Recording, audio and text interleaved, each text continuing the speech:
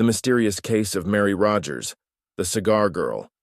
In the summer of 1841, New York City was a bustling metropolis, filled with the noise of horse-drawn carriages, street vendors, and the constant hum of conversation. Amidst the chaos, one woman stood out, Mary Rogers, known to many as the Cigar Girl.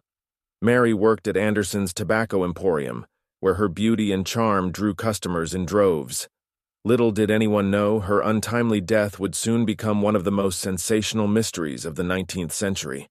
Mary Cecilia Rogers was born in Lyme, Connecticut, in 1820. After her father died in a steamboat explosion, Mary and her mother moved to New York City, seeking a fresh start.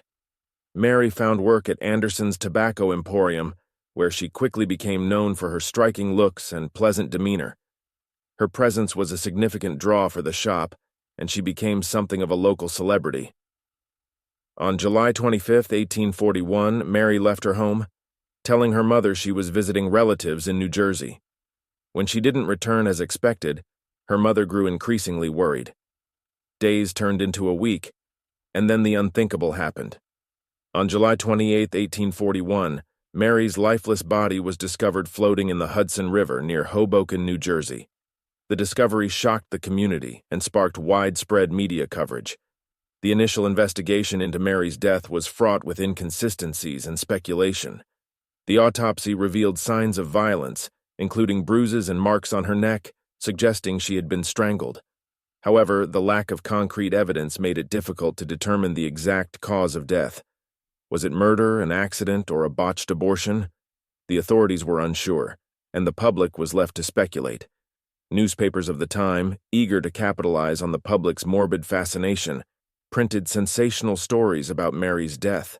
The press coverage was relentless, with each new article adding its own theories and embellishments to the mystery.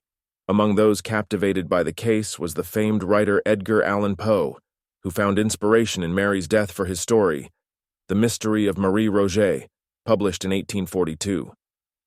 Poe's story, a thinly veiled account of Mary's life and death, added to the legend and intrigue surrounding the case.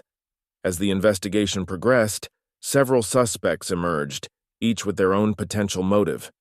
Daniel Payne, Mary's fiancé, became a person of interest.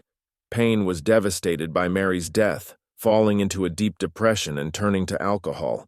His erratic behavior and the discovery of his body near the spot where Mary's was found, presumably from an overdose of laudanum, added a layer of tragedy to the already grim tale.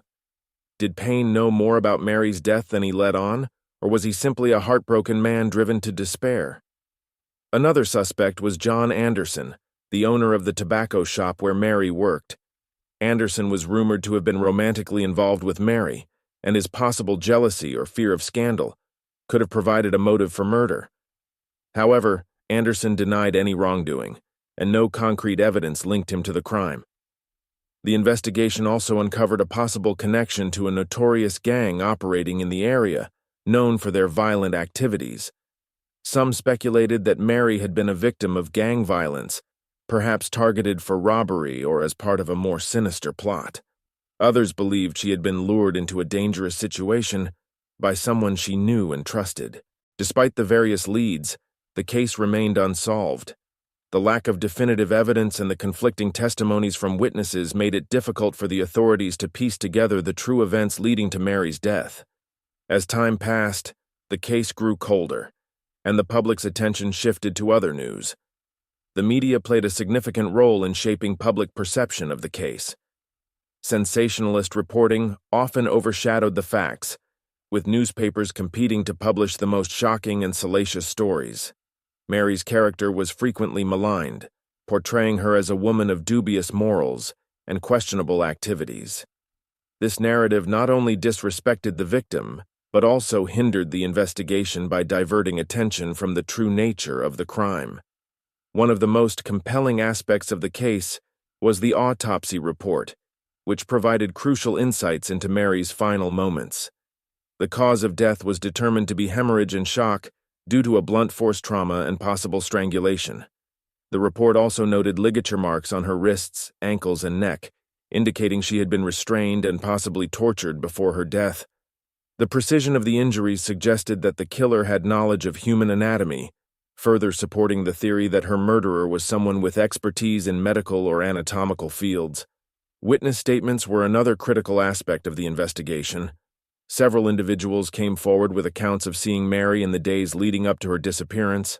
Some described her as being in the company of a man, while others mentioned her visiting various locations in New York City and New Jersey.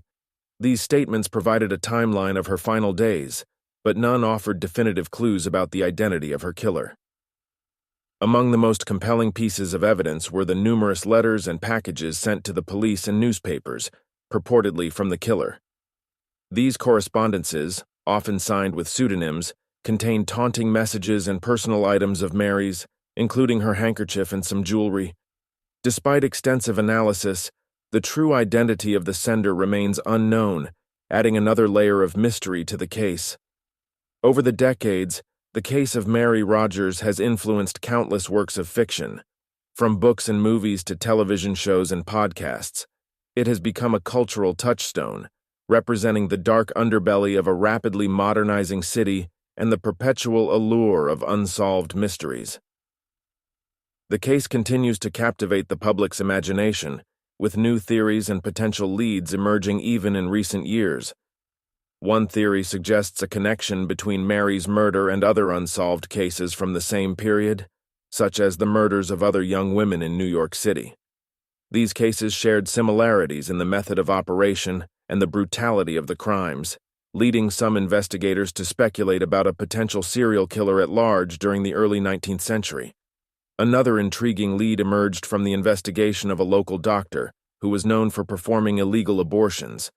Some speculated that Mary had sought an abortion, and a complication during the procedure had led to her death.